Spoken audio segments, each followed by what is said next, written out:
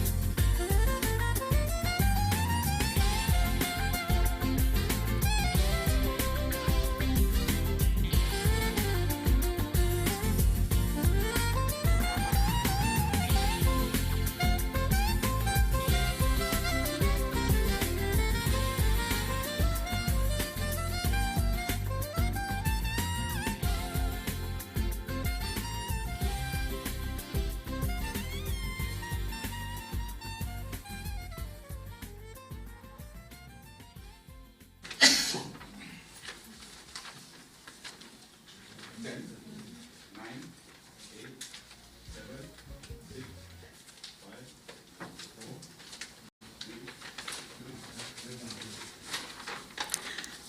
2. Good morning, St. Kitts and Nevis, and good morning to all of you who are viewing and listening around the world.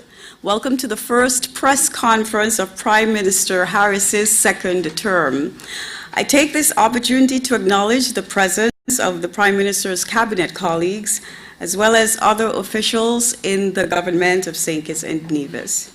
I thank the media for being here and for also providing live coverage on Freedom FM, Sugar City FM, Vaughan Radio, Win FM, ZIZ Radio and TV, and also on various social media platforms, including the Facebook and YouTube pages of the St. Kitts and Nevis Information Service, SKNIS. Prime Minister Dr. the Honorable Timothy Harris is pleased to once again update us all on matters of national interest. So I now welcome the Prime Minister of St. Kitts and Nevis to the podium to deliver his opening remarks, after which he will take your questions.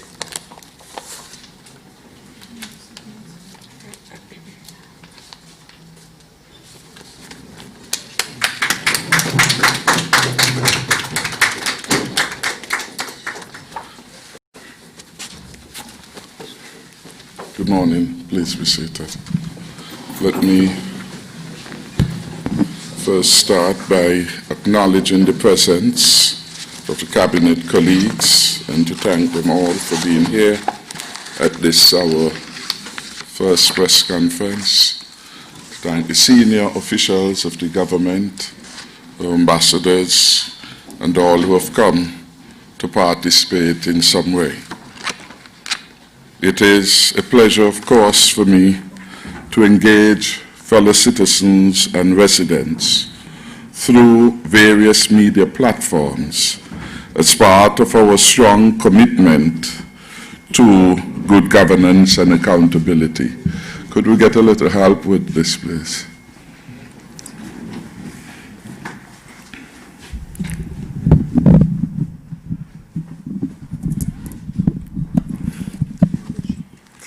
Thank you very much, Deputy Prime Minister. We're saying, my fellow citizens and residents, it is a pleasure for me to engage you through various media platforms as part of our strong commitment to good governance and accountability in St. Kitts and Nevis. This, of course, is our first press conference following the historic victory of the Team Unity movement. Let me say another hearty thank you to the electorate for affirming their confidence in my leadership and in my colleagues. The general elections were an historic endorsement of Team Unity. Some important statistics bear repeating. Team Unity now holds 7 out of 11 seats.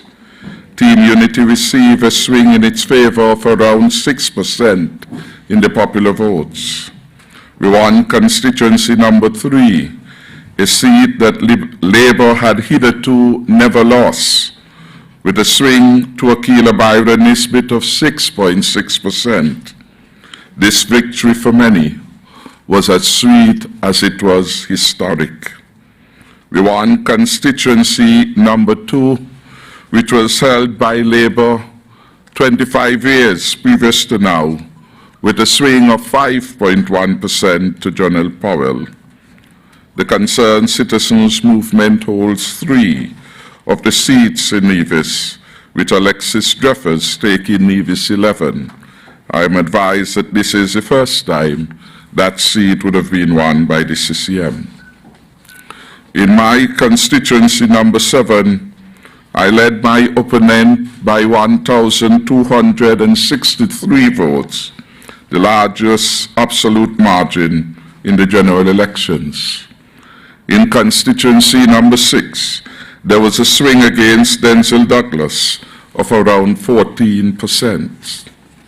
Labour managed about 10,455 votes, compared to Team Unity's 15,298 votes. Since 2010, the Labour Party has lost nearly 2,000 voters. This general election is Labour's worst percentage of vote on record. The St. Kitts Nevis Labour Party, which contested 8 seats, won 2 of those seats. Of a voter base of 33,915 voters, the St. Kitts Nevis Labour Party received just under 30% of the valid vote cast in those 8 constituencies. Since the general elections, His Excellency the Governor General has appointed 11 members to the Federal Cabinet. 9 are elected members and 2 are senators. The executive is already at work delivering on that promise of a stronger and safer future. New ministers are going through the necessary orientation with their predecessors and permanent secretaries, and of course, the cabinet secretary.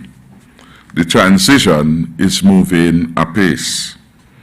Given the larger number of cabinet ministers this term, additional space has been sought to locate 2 ministers to new location, the Honorable Jean Hamilton and Senator Wendy Phipps.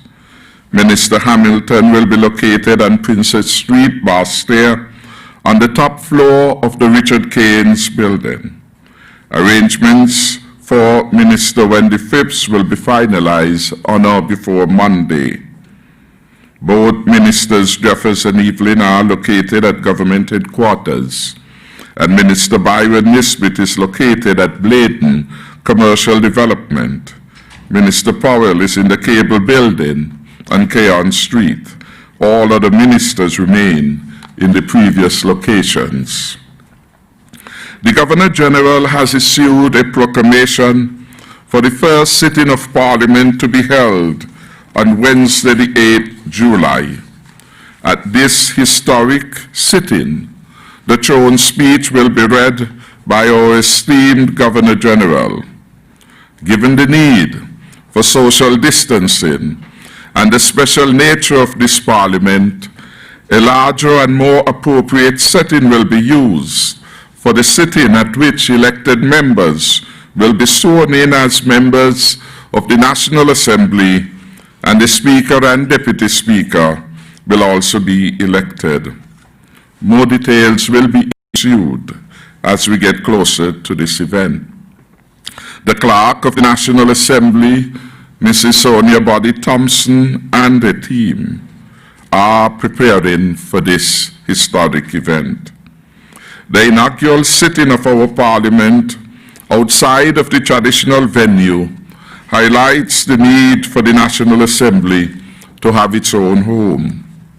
The new Speaker of the National Assembly will be mandated to coordinate this effort from site selection, designs, drawings, budgeting, and building to actualize this new home for our Parliament.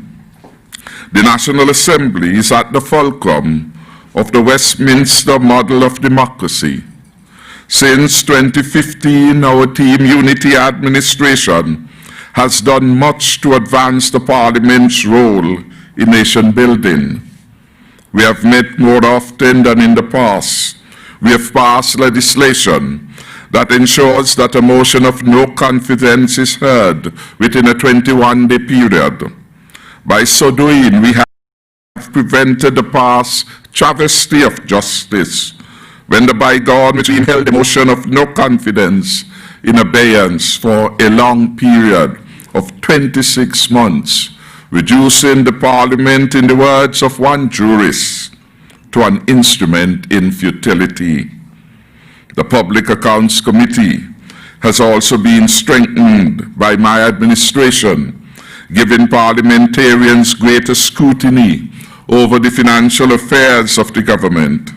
This Parliament, of course, will complete the review of the statutory rules and orders of the National Assembly, which was started last term, in order to ensure their relevance to the evolution of time. The strengthening of the Parliament, improvements in its efficiency and efficacy will contribute to the safer and stronger future for a democratic St. Kitts and Nevis. During the campaign for our re-election, we placed people at the heart of our agenda. The safer and stronger future is for all of us. It is what each of us wants for ourselves, our families, our communities, and certainly for our beloved country. 5 years under my leadership, much was accomplished for all Nevisians and Kittitians and residents here. An unprecedented season of peace, low crime, and in particular, significant reduction in gun-related homicides has been realized. A record number of persons were put to work. The economy grew every year under my watch. These were not chance events, and we cannot gamble with our future, or our people will suffer. My government has always been generous with our employees. In terms of fiscal surpluses, for example, we have shared some of it with our federal employees and those of the Nevis Island Assembly or administration, with 4 consecutive double salaries, a record in the context of St. Kitts and Nevis and indeed the wider region and the world. The Financial Secretary has advised that, in particular as it relates to the Nevis Island administration, $29.4 million were made available for the payment of double salaries to employees of the NIA and public sector entities under consideration there. Having listened to our employees, we propose to enhance their job security during this term. My government will be a model employer, and in this regard, we are working to provide the best possible conditions of work to all government employees. We expect all government employees to be punctual, diligent, loyal, efficient, and effective in the delivery of services to the public. We intend to hold every employee to that standard. We are committed to regularize 2 major categories of public sector employees who were victimized by the past regime. These are our government auxiliary employees, referred to as GAEs, and our step workers. The government auxiliary employees, formerly referred to as non-establishment workers, were promised by the former regime in 2007 that the employment status would be enhanced. That enhancement would have allowed such workers to receive a pension on completion of 15 years of service. Regrettably, the former regime stubbornly refused to honor this commitment regarding entitlement to pension. My administration in the last campaign pledged to correct this injustice in 2020. I am therefore pleased to provide an update on this significant progress that we have made so far. Since the general elections of June 5, 2020, we have set up a STEP Regularization and Pensions Reform Committee to advance our policy regarding STEP workers and the government auxiliary employees more broadly put. The committee comprises several dedicated public servants.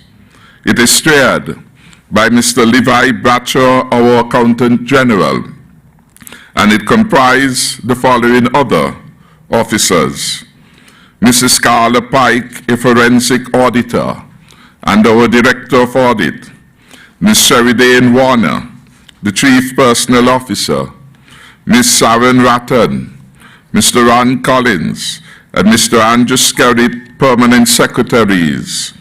Mrs. Versily Francis, representative of the Ministry of Finance, and Ms. Nishama Ratan-Mack, representative of the Legal Department, and Mr. Emil Green, who is the director of the Skills Training Empowerment Program, better known as STEP. I was able to meet with the committee earlier this week. I was impressed by the high level of engagement, their appreciation of the urgency of action, and their commitment to carry out this exercise to the best of their abilities.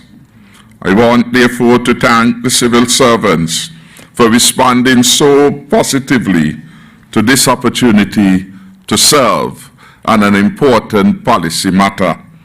I am reminded that we are all we have to advance the cause of nation building in this, our beloved federation. The committee has made the following recommendations, which I share some of these.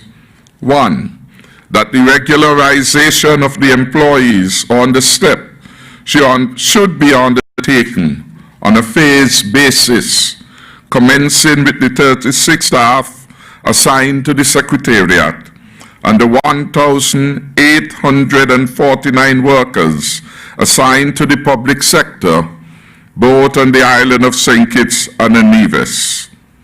The regularization in this context would entail a change of status for all STEP employees, as they would now enter the public service as government auxiliary workers or employees with a new hire date of 1st July 2020.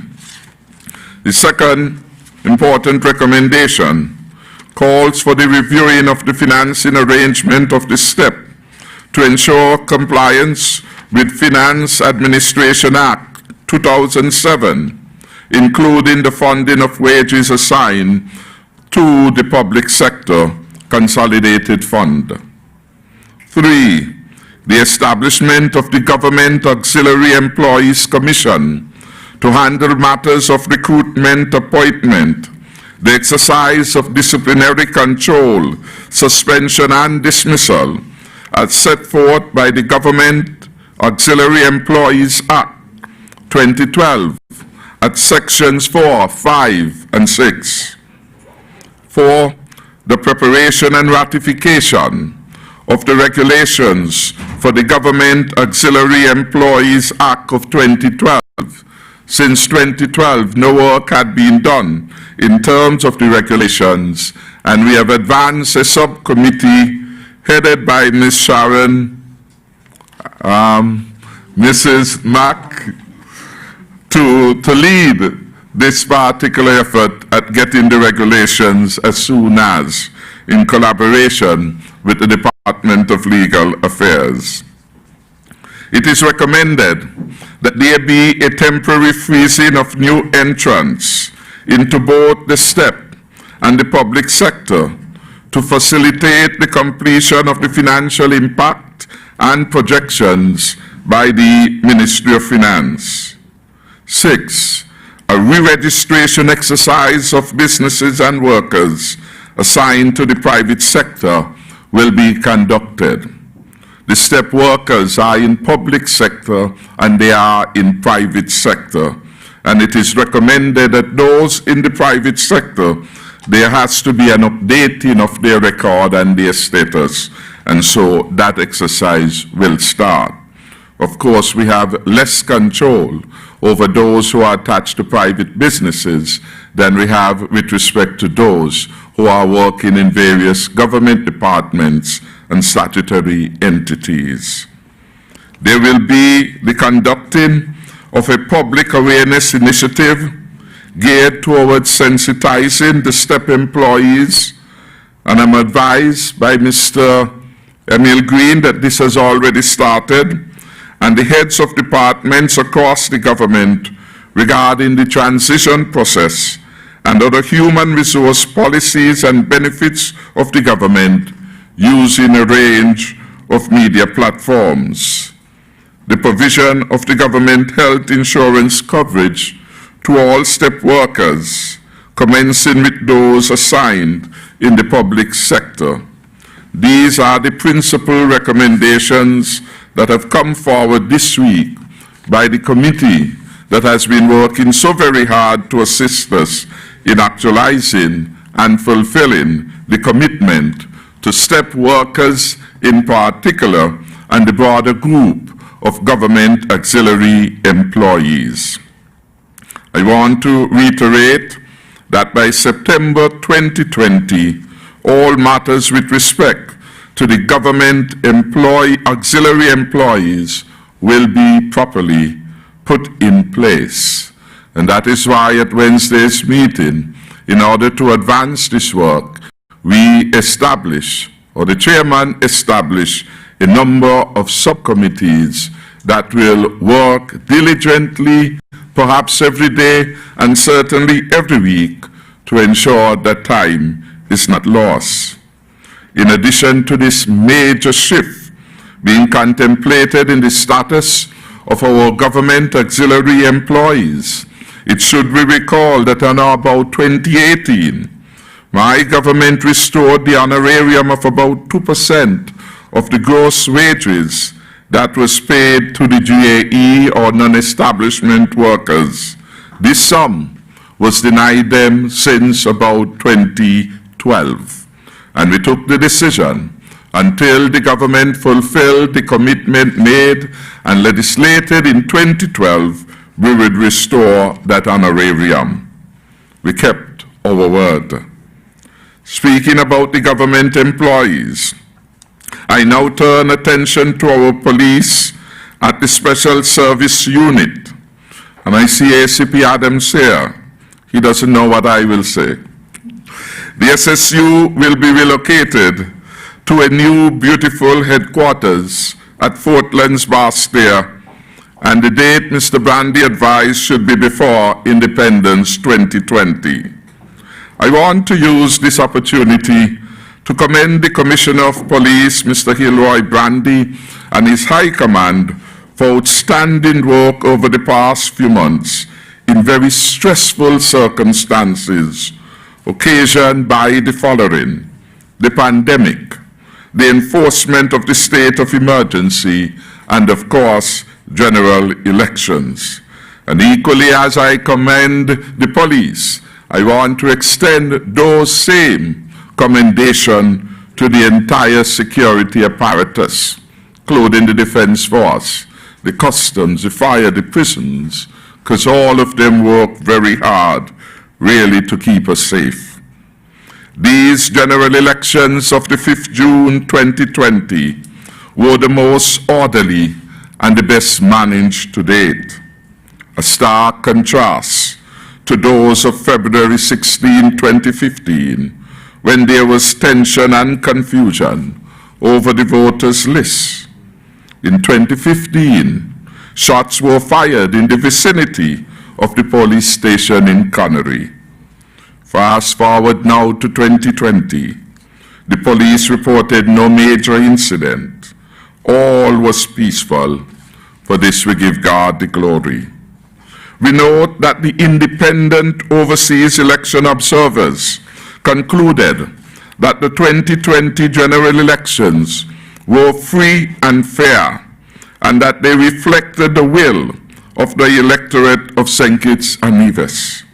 We thank the independent CARICOM expert team of election observers for their work and for coming to St. Kitts and Nevis even in the midst of a pandemic.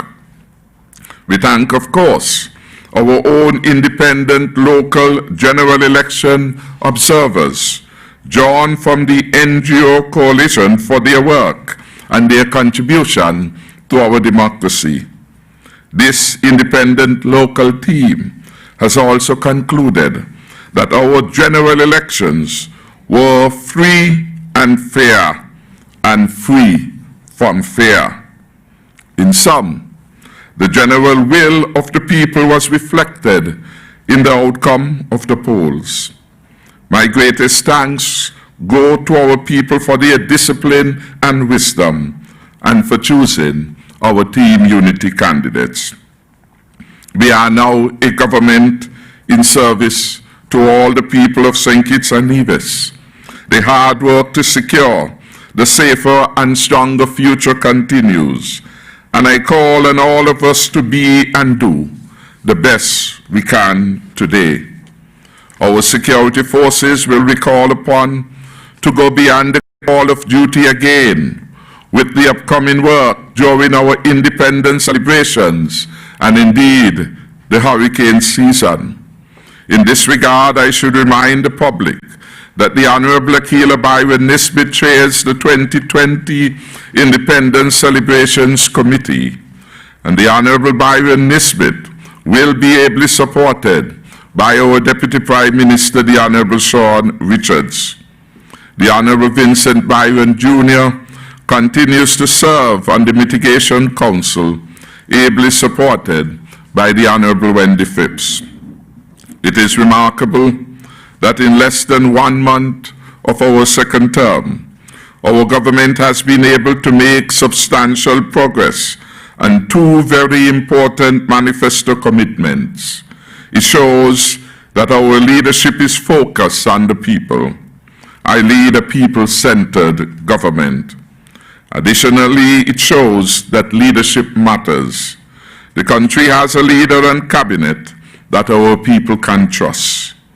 Our word is our bond. By keeping our eyes on the ball, over 4,000 government employees, 3,000 plus on the STEP program, and over 1,000 in the existing pool of GAE workers are being made better off. Better security of tenure, especially for our STEP workers, who can now more easily access loans, visas, etc. Better benefits, including pension entitlement by government auxiliary employees. Yes, the safer and stronger future our Team Unity administration promise is being delivered. In our national dialogue and the very popular Leadership Matters program, the Financial Secretary and I discussed the critical role envisaged for our CBI program in our agenda for the safer and stronger future, and in particular our efforts to contain and reverse the recession and put the country back on a path of growth and development. We anticipate that there will be some new interventions with respect to the CBI program, and in that regard, I can report that we have taken a decision to make some revision to the contribution program as it relates to a family of 4 persons. The contribution, which is now at US $195,000 for a family of up to 4, will be reduced to $150,000 as part of a limited time offering.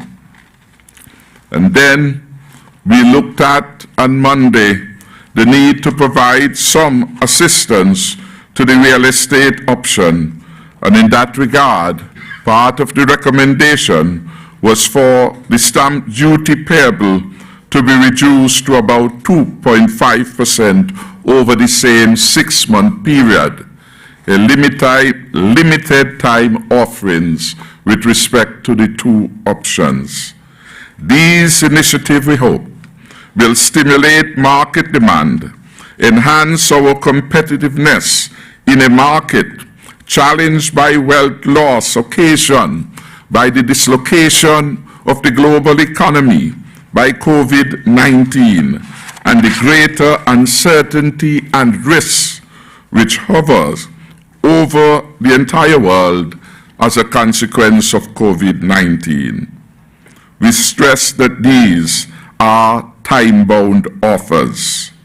These resources will help us to continue our safety net programs, reduce poverty and indigence, and support the build-out of our economic infrastructure and Nevis and St. Kitts, while enhancing our fiscal and economic resilience. On leadership matters too, a caller gave a reminder that the cannabis marijuana industry needs building out. Truth is, we agree.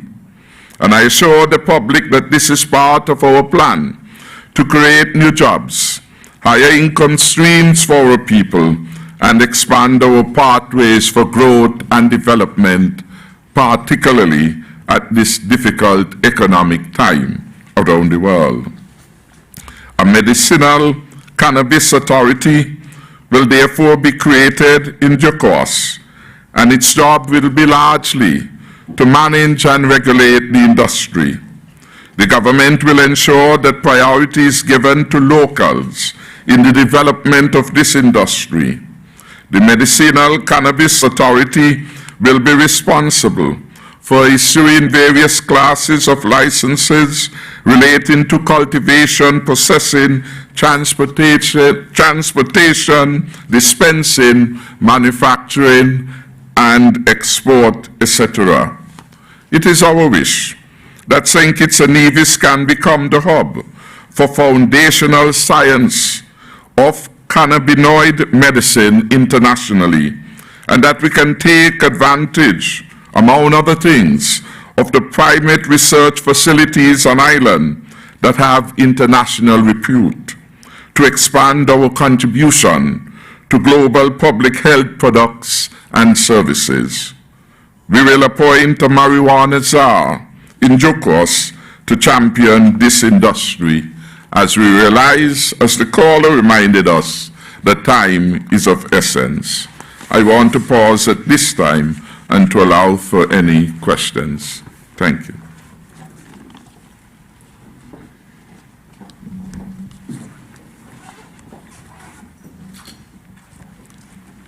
I gather that I said the Team Unity holds 7 out of 11 seats. I should say that we held 7 out of 11 seats and that we now hold 9 out of 11 seats.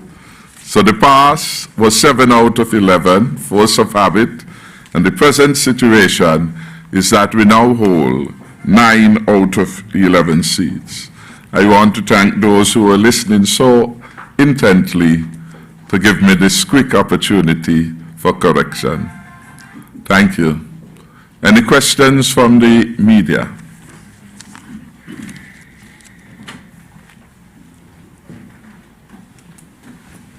Ken Richards, Win FM. Dr. Harris, I want to know if St. Kitts and Nevis has any thoughts on what is happening to LIAT in terms of the proposed liquidation and the forming of a new company. I also want to refer to the Charlestown Accord. Premier Brantley recently said he was looking forward to talks with you in relation to the share that Nevis gets from the federal purse. I want to know what is the status of the Charlestown Accord and if those talks are likely in the very near future. Thanks.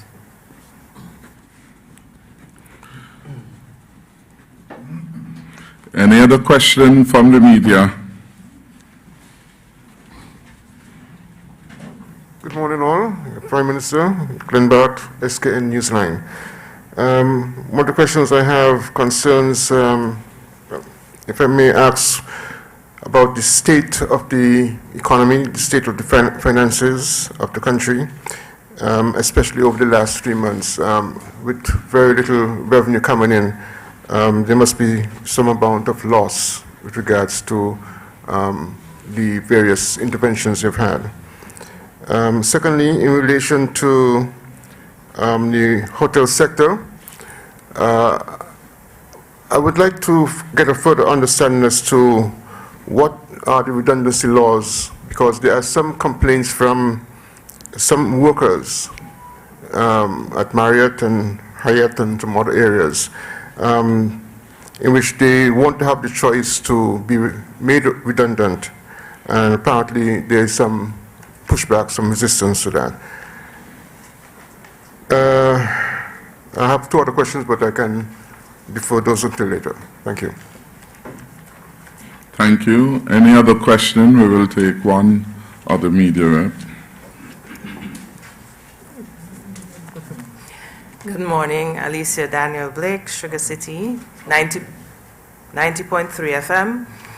Prime Minister, during your last Leadership Matters virtual forum, you mentioned or implied that St. Kitts and Nevis would be taking part in the upcoming tourism season, the latter part of this year. So the million-dollar question, when will the St. Kitts and Nevis borders be opened to passenger traffic?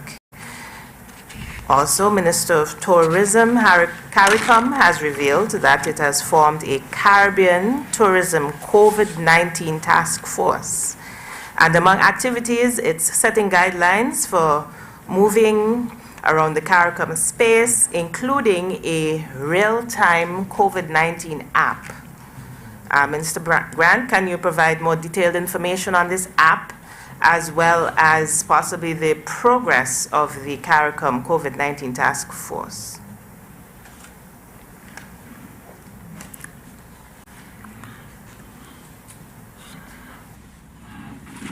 Mr. Grant, is it that you wanted to come first? I see a movement in your direction. But I will start with the opening of the borders and to thank the questioner for that particular one. We put into perspective and context why the border was closed.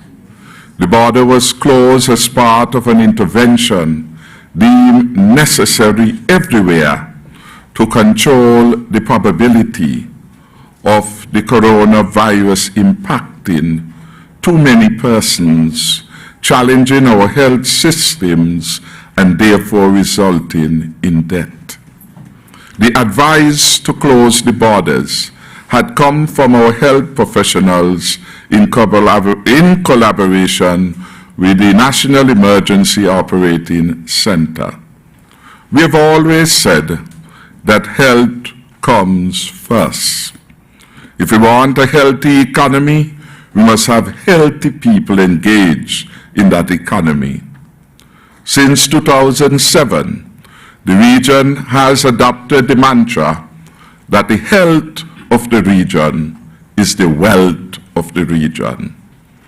We have said, and we are aware, that we will have to move to open up the economy. And we have been doing just that in a very sensible and organized way. We move from lockdowns, 2 days limited business operations, to 4 days, to 5 days, to now 7 days. And by doing all of those, we allowed more and more economic activity to take place. We have moved from the closure of our manufacturing sector to a point where our NEOC has been able to develop appropriate protocols, and the 7 entities engaged largely in export manufacturing now are all at work, with nigh 73% of their workers back on the job. And with respect to the largest entity, work is being done to prepare the physical space to deal with the new requirements with respect to social distancing, which have to be observed. We have said that internally, as we do those things, we are doing many other things to prepare St. Kitts and Nevis to be ready to engage the global community as soon as all is reasonably well.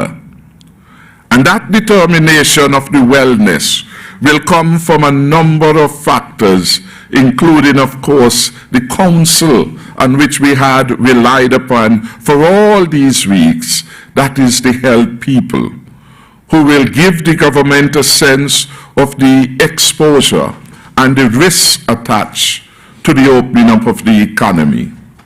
That, of course, will not be the only input into decision making, but it will be a critical one. It will be the critical one from the vantage point that that matter had become an imperative supported by the World Health Organization if we were to minimize again people dying ultimately from COVID-19. We are looking at what is happening around us. Some countries are determined in Europe and elsewhere that they will open up because either way it is a difficult challenge. And we have seen in many of those instances, they are forced to close back up again, in a manner of speaking, because the pandemic has spread in ways that they had not anticipated. And so we are guardedly optimistic that some point in the future, having regard to the long period in which we have been able to hold the virus in containment on the face of it, that the health professionals will be able to come comfortably to cabinet and to make recommendations. I want to make the point that we are actively engaged in regional discussions with respect to the opening up. So it's not that we are alone or we represent an oddity with respect to this particular matter. And everywhere the countries are saying that they will do certain things in phases. And of course, in the context of the prescription from the World Health Organization, ultimately every jurisdiction, having looked at the template, must make the determination in its national interests. Last week, for example, I think it was, or earlier this week, we had a meeting of the CARICOM heads. Well, Monday it was, because we were in cabinet. We had the former senior minister, Amory, and Ambassador Osborne, who has responsibilities for CARICOM matter within the office of the Prime Minister, to sit in on that meeting and to get a sense where the region was in relation to COVID-19. A lot of work is still being done, and a lot of consultation is taking place between CARPHA, between PAHO, between WHO and our local health team. And the regional professionals are attempting to find a consensus on a very difficult matter. The short answer is that we are looking optimistically, Ms. Daniel, to the day when it will be reasonably safe enough for us again to open up our borders without risking the overwhelming of the health sector and death to our people. Because ultimately we do the contrast. You could well say open up tomorrow, and that perhaps can be done with just a phone call. I don't know how easy it is. But you do that, and then you have the consequences. Let's face the reality. What are you going to be opening up to anyway? Almost all the airlines are going through a period of reorganization and reconsideration of routes and of other matters in relation to safety and how they are going to advance their participation in the marketplace. And that is so whether it is in Europe or in America or in the Caribbean region. So what it is we are going to be opening up to becomes a question, and one which we have to get answers to in terms of the practical elements. The challenge is, do we do things in a willy-nilly way? People become sick. They may go out, earn $100, but the health bill becomes $3,000. And you do the arithmetic of that, and you could see that we have to be deliberate, thoughtful, and careful, and wise in what we do. We have a record of being all those things, and we will continue to do so. It brings me then to the matter which Mr. Richard raised with respect to LEAT. LEAT has been with us for a very long time. I think I gather maybe 60 years. listening to the Patrick's program last night. Straight talk, it has been around. It has had various bouts of difficulties, insolvency issues which had to be remedied. It seems it's at a crossroads now, and we are not clear of what the program will be with respect to LEAT, because now emerging from Monday are different policy preferences being put forward by different leaders of member states in CARICOM. It seems to me, and based on the report I had from our attendees at that meeting on Monday, there is no clear consensus that has emerged with respect to LEAT's liquidation or LEAT's future. We are hearing, based on the news, that there is an idea of a LEAT 2020. We are hearing that there is an idea that some member states are looking at other airlines which are smaller and which they believe represent a better proposition. Does St. Kitts and Nevis have a view on such matters? We have strong views regarding the importance of a regional transportation mechanism and network. We have established, when the first bit of conversation had come about regarding where LEAT goes, we established a committee.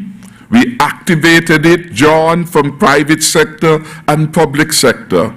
And I believe it was last week I had asked the financial secretary to ensure that the committee remains active and sees of these matters.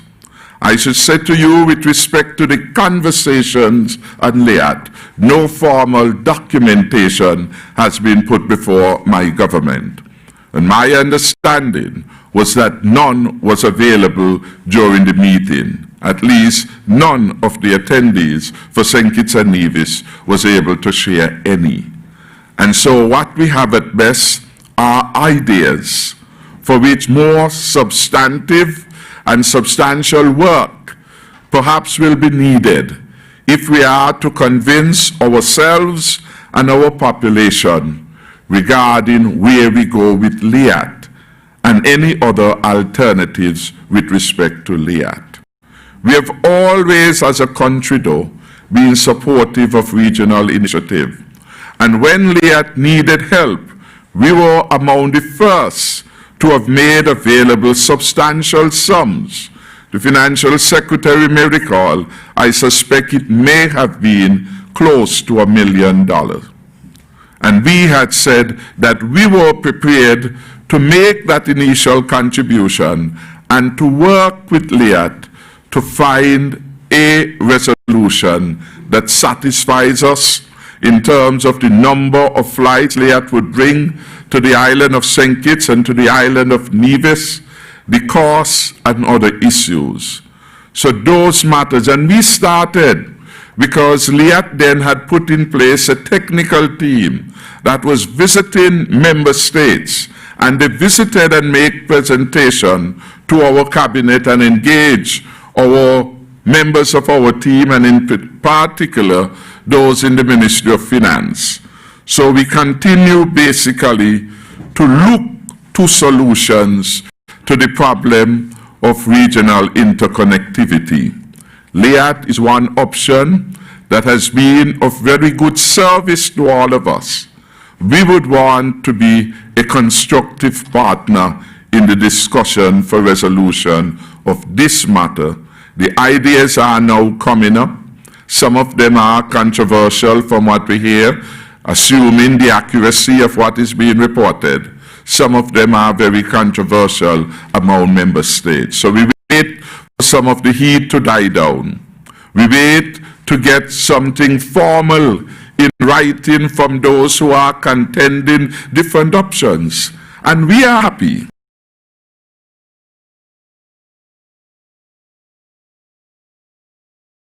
Outside the box with respect to the appropriate model that would give our people affordable travel in a regular and consistent way. And when we have a chance to see the paper, when we have had a chance to benefit from the presentation, St. Kitts and Nevis will share with its citizens our perspective on the way forward. In the meantime, the committee which we have established should sometime in the course of this week be meeting again to bring themselves up to date and be in a position at any moment to give appropriate advice to the government with respect to that matter. The matter of the status of the Charlestown Accord, which has been raised. Again, I just want to make the point that we are by nature a consultative government. A consultative government. So there will always be room for ongoing conversation. And I don't want to get into the nitty-gritty of the details with which Mr. Richards is perhaps more familiar. Suffice it to say, on all matters, we are part of a cabinet, and it will not be appropriate for me or any member of the cabinet to prejudge a determination of sensitive matters which must be handled in the context of the cabinet structure that we have. And we have committed to that. We have had this discussion on several occasions. So there is no need, in my view, for constantly going through that, because we have the work to do in making determinations.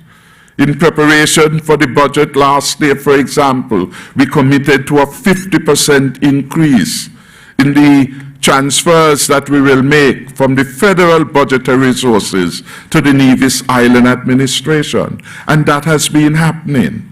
And more has been happening. But we don't need at this point to make a public discussion of a matter which we are committed to. I think in our manifesto, we would outline clearly that we have accepted a way forward that will bring professionals to assist in consideration of how the financial flows are going to go. And then we will take it from there. So we have a framework. We have expressed that framework. We have had discussion on this matter, and therefore we are working on it. Again, we are a consultative government, and the cabinet as a whole will look at the Charlestown Accord and look at any other accord, look at the manifesto, look at the Constitution, look at all the advice that can be available to us for us to make a decision that upholds the principles of unity, the principles of solidarity, the principles of consultation which should guide a government such as this one. So that would be my response with respect to that. Mr. Barth raised the issue of the redundancy. And again, the laws are clear with respect to the matter of when the redundancy can be triggered. I am not yet, or we do not yet have the presence of the Attorney General nor the Minister of Labor. Both of them are in attendance at a CARICOM meeting when they're here, or when they are sitting at the wrong spot. I apologize. But we have Minister Phipps who is here, who I would invite to say something without going into specifics, because these matters are matters which are being negotiated. And we do not want to get ourselves ahead of the considerations which are now rife. Except as a policy, this government is committed to uphold the law. And this government would want our employees to get all of their benefits. I want to remind all of us that we are in unprecedented times, which force the closure of Marriott, of Koi, of Park Hyatt, etc. And we therefore have to take note of the abnormality and to be wise in how we are going to develop a framework for negotiation. Because the long-term good must be to keep the people on the island of Nevis and the island of St. Kitts employed for as long as possible. And that is what we want as we work to get the economy back on a pathway of growth. And we will do everything. We will consult with workers, we will consult with the employers to ensure that a reasonable and satisfactory arrangement is being put in place. Though Marriott has been raised, the same situation would affect other employees, and it's for that reason I would want to just, as it were, focus. Because to me what is important is to get the principles that will guide all situations of this nature that have similar fact base surrounding them. I want to invite the Minister of Labour to add some more value to this matter. Thank you, Mr. Prime Minister, and good morning to all.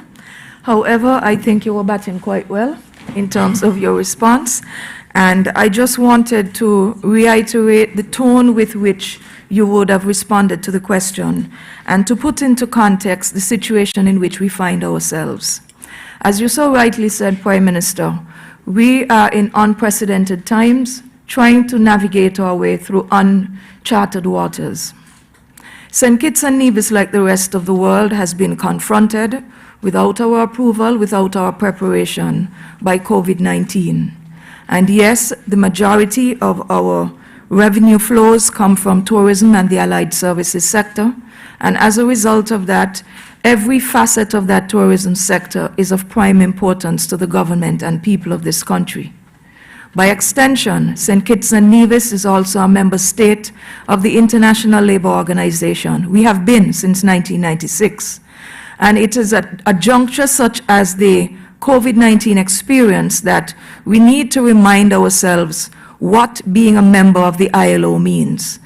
And I would do so in a nutshell by explaining that the International Labour Organization operates from the standpoint of tripartism.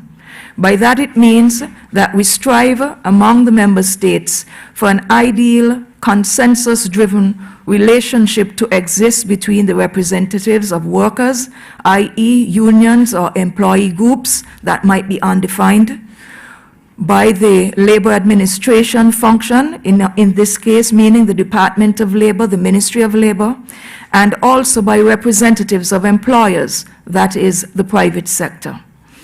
And as a result of that, the approach to management labor cooperation that should exist the world over is that whatever is done on behalf of workers in terms of economic stabilization, guaranteed employment, particularly the decent work agenda of the ILO, is done by consensus. So having said all of that, this is the time that we should be putting our membership in the ILO to the test. And that is precisely what the Prime Minister is getting at. We have engaged in discussions with the management teams of the various establishments, especially those who are most going to be affected. We would have done so basically with the Park Hyatt. We would have done so with the Marriott. We would have also done so with Royal St. Kitts Hotel. And up to 48 hours ago, we would have made overtures to the management teams of those institutions to facilitate a discussion with the employee base, whether they're done in sections or as a group, so that we can get on the same page. Because while it is true that according to the Protection of Employment Act of 1986, after 12 weeks of a furlough or a layoff period, as we know it more commonly, it is possible to trigger severance, either by the employer seeking to do so or by the employed person seeking to do so. But the law is very open-ended on that. At the same time, it says it may be done because it leaves room for negotiation and to build consensus and a positive way forward. Now, while it is true, yes, that persons may wish to exercise the right to redundancy, redundant claims take time to work out. We also must recognize the fact that we are operating under a system where this government has generously provided a multiplicity of social safety nets to afford us the ability to continue living a decent way of life during this pandemic, the end of which none of us knows. For example, preceding the COVID-19, we would have had in place the Poverty Alleviation Program for qualifying applicants, $500 a month for persons earning less than $3,000 a month. We also had, predating that, the voucher program, which gives grocery support to deserving families. We also have a foster care program, which is very well funded for persons who have chosen to look after children without proper parental structure. And of course, we then had the $1,000 stimulus that was provided, not for 1 month, as in the case of most CARICOM member states, but for 3 months thus far. So these are all of the issues on the table we would wish to consider moving forward, because there are certain nuances in the law which I don't care to get into at this point because it is not my purview, and the Attorney General is best suited to deal with that. I should also state that the Ministry of Labor has sought a legal opinion from the Attorney General's chambers as to the best way forward, which will help to inform the discussions that we plan to have with management and workers' representative, of course being facilitated by the government, specifically through the Ministry of Labor. But I will tell you, however, that in terms of one of the most popular questions being raised insofar as whether or not somebody can claim a long service gratuity and still claim severance, the short answer to that is no. It is one or the other. So these are some of the very germane considerations that we would wish that people understand, and that is the reason why we are offering ourselves up to meet with the workers and the management to explain the ramifications of some of these choices. Because when somebody severs their employment, either by his or her choice, or it is done by management based on the provisions of the Protection of Employment Act, if things turn around, there's no going back from that. In other words, you could not have left your post in housekeeping at the Marriott, claim to be a severed staff, or claim redundancy to trigger severance. And then when things turn around, or if you don't get a job, you cannot then come back to ask for the same job. Okay? So it's a matter that what happens to us once we begin to prepare to open our borders, because we would wish those workers that we have now, the present stock who are already trained, to be able to fill these jobs when the time comes.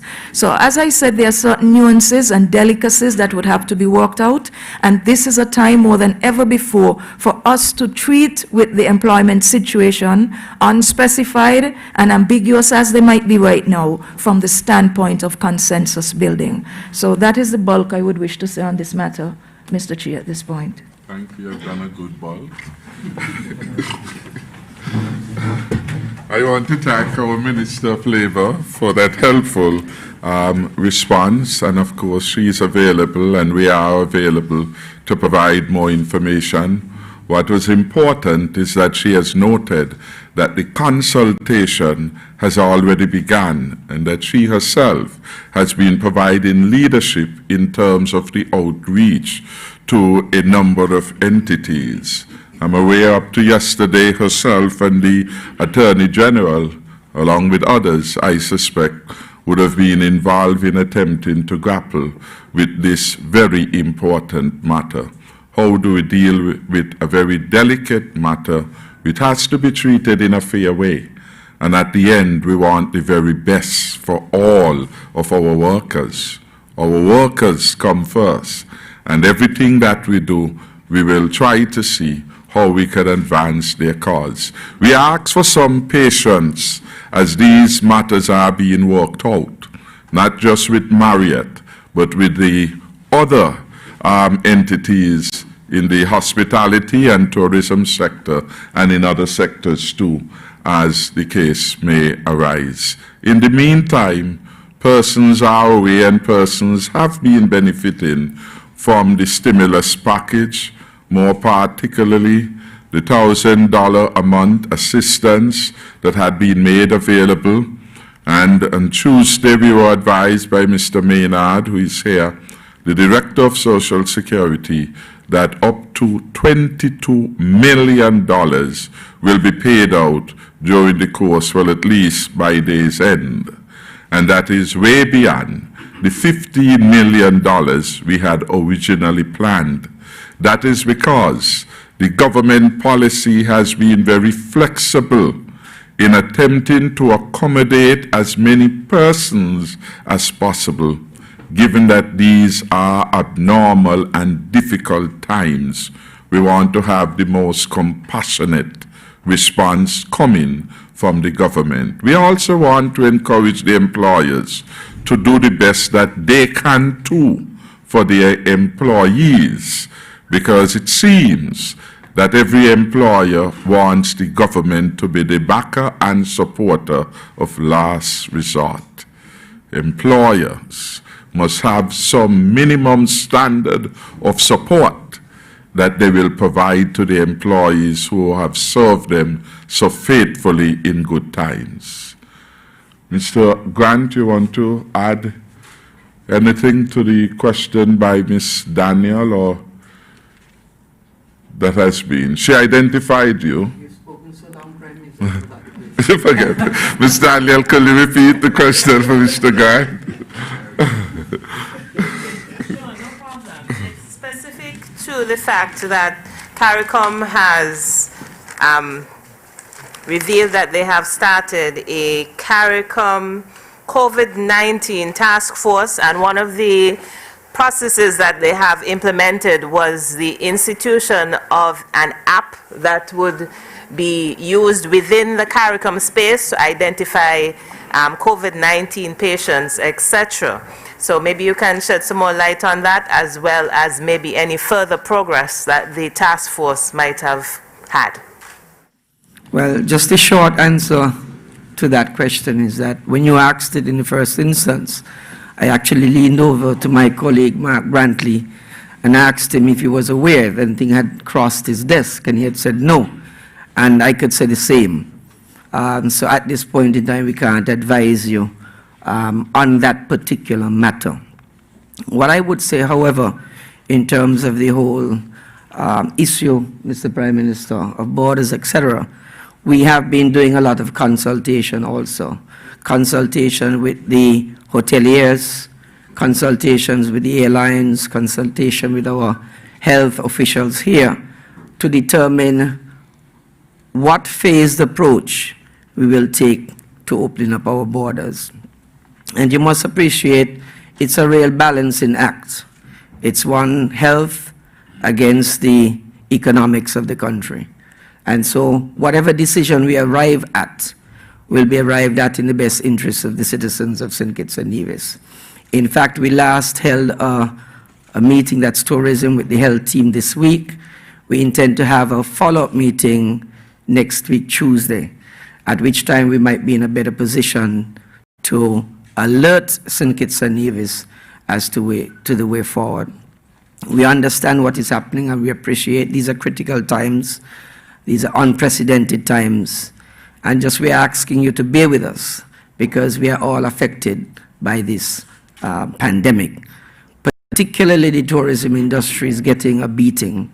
As it stands now, the airport is basically closed, seaports are closed, there's no revenue coming in, yet the government is paying out substantial sums. And so the government is also under pressure. And so all we ask is that the citizens understand that the same way that you're going through your difficulties and challenges, so is the government. And we ask for your patience and your commitment going forward. Thank you.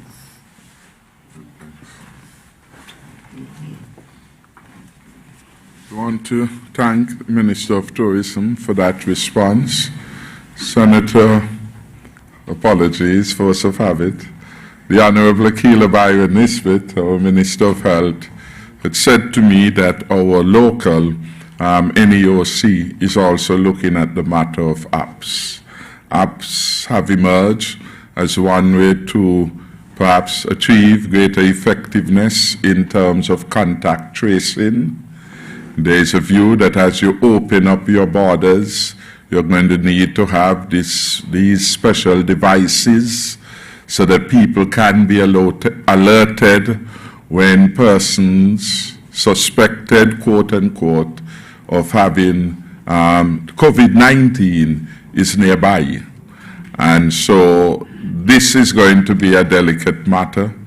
Issues of privacy and issues of what you do and so on. All those things are being looked into, and our own local persons, we want to commend them to continue that. This is part of the talent development which we would want to see our people become involved in doing their very best. But it just shows the complexity of the challenge we face now in the context of COVID-19. We have a little time left if there are any further questions from the media.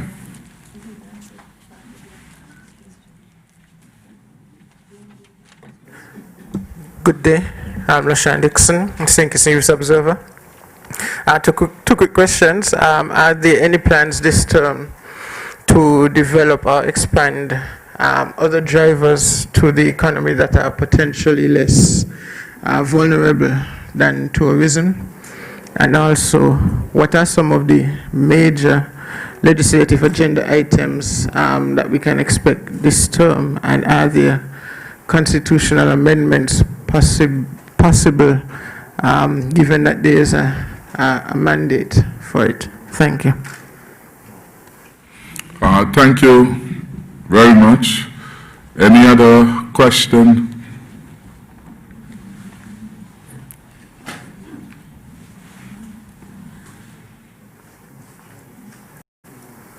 Prime Minister, recent elections coughed up a number of election petitions, one from the Team Unity side and several from the opposition Labour Party. Can you comment on that at all? What do you say? I would say that persons are exercising rights in the context of our democracy, in the context of our constitution. We do believe that those that have been put forward by the opposition are frivolous. We do believe that they will fail. We do believe that they're vexatious too. We do believe that they reflect a view that the Labour Party under the present leader is not learning and it's not moving forward. The reality was that we draw effectively that contrast during the campaign. It was the future or the past. Persons have chosen a future. The Douglas Labour Party is stuck within the past. And almost predictable, a man who a second time in a row has lost general elections. Instead of coming and say clearly, I have lost, it is the will of the people. I will step down. I will allow somebody else to lead the party to a new era of excitement and development. He comes, as he did in 2015. In 2015, Douglas did not concede the general elections.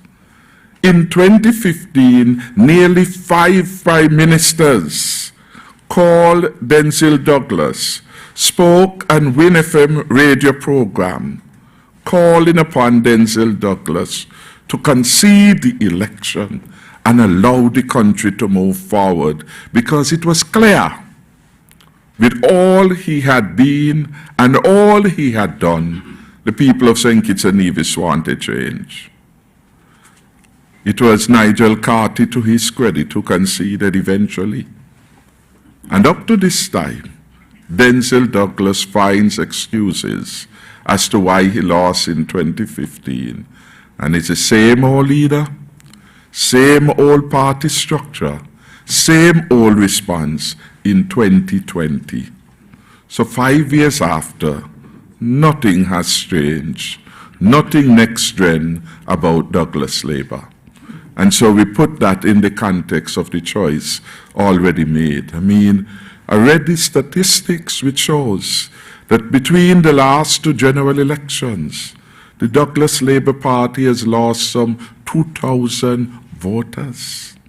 I read the statistics which reveal that the Douglas Labour Party has had its worst showing since perhaps 1952 in terms of the percentage of the valid votes it has been able to get. That must be in an ordinary, any other party, a wake-up call and a time to have a new conversation about the future. Nothing new has come from them.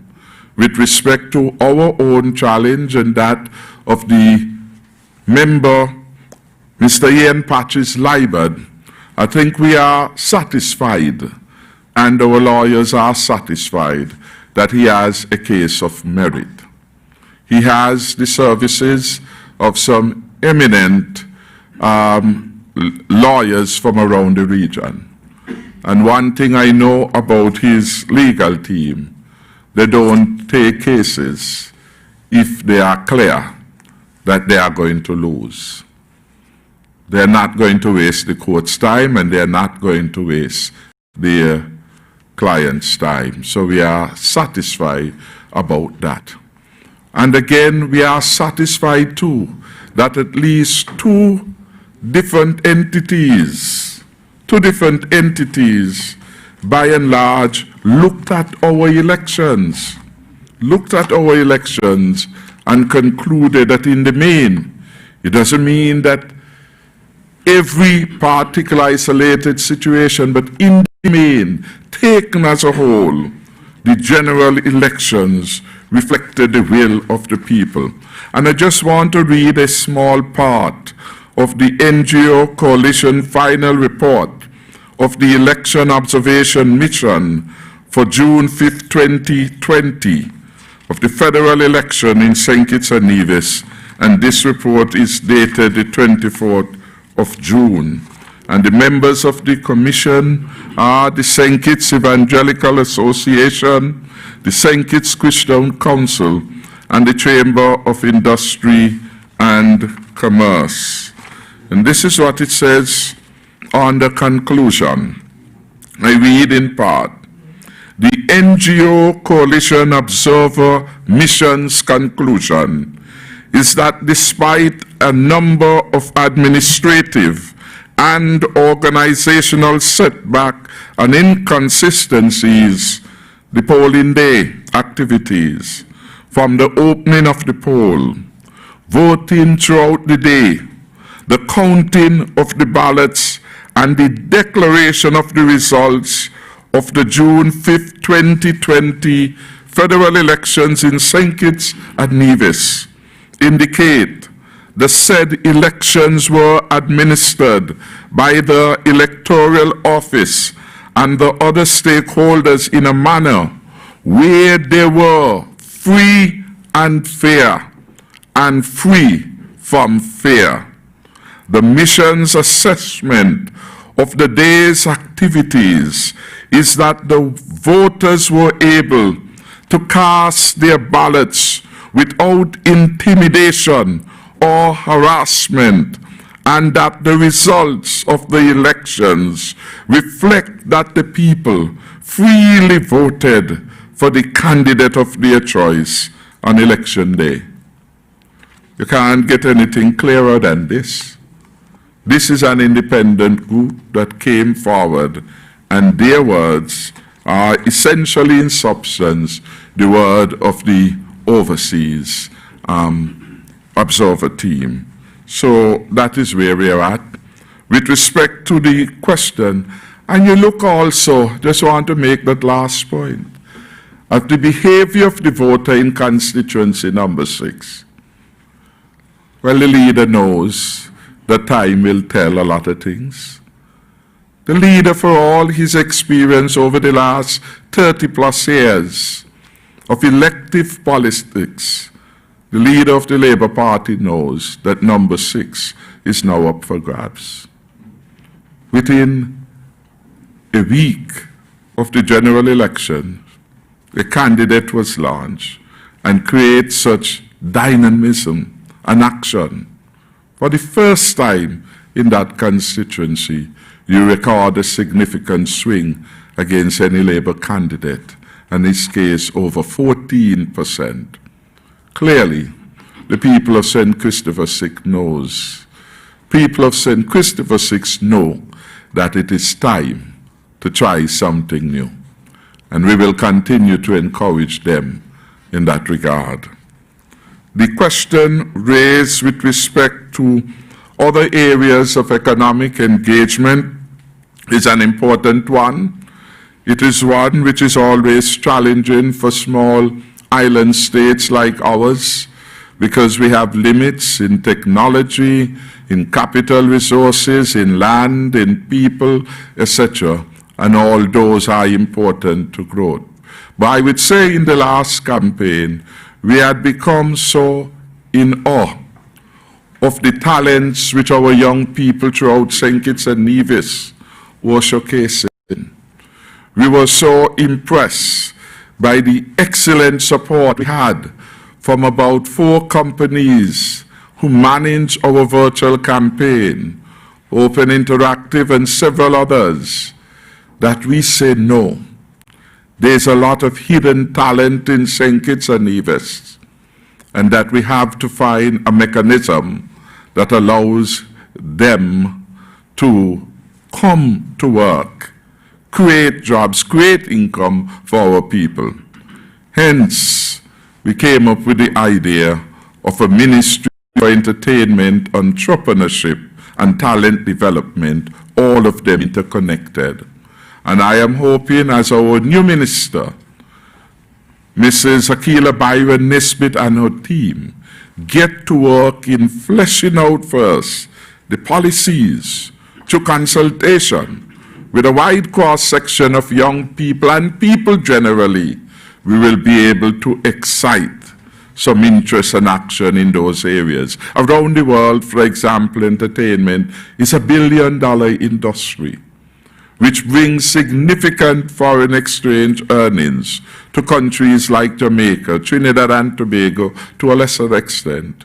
What if we can, with the imaginative power for young people who are a class act, and deliver the virtual campaign that is now going to be copied elsewhere? So that is one area we have identified, entertainment and so on. And today, and on leadership matters, we did in fact go to the matter of the build-out of the cannabis industry as a critical new area of engagement, focusing on science, focusing on its contribution to public health, and building, importantly, on a platform we already have, perhaps not well publicized, about tremendous work we have been doing at high scientific level at our primate facilities in St. Kitts and Nevis. Right here for years, we have been doing research on Parkinson's disease. Right here for years, we have been doing important research in reproductive mechanisms. Right here for years, we have been doing research on a range of ailments impacting upon the brain. What if we could bring our reputation in that particular field and leverage it as we build out our cannabis industry? So there is a lot of potential. We just need to get better organized to deliver on these things more quickly and in a way that brings the greatest good to all the people of St. Kitts and Nevis. In terms of the legislative agenda, I won't go ahead and preempt the Governor General. It would be normal in the Throne speech, which will be delivered on the 8th, that there will be a conversation with respect to the legislative and broader agenda.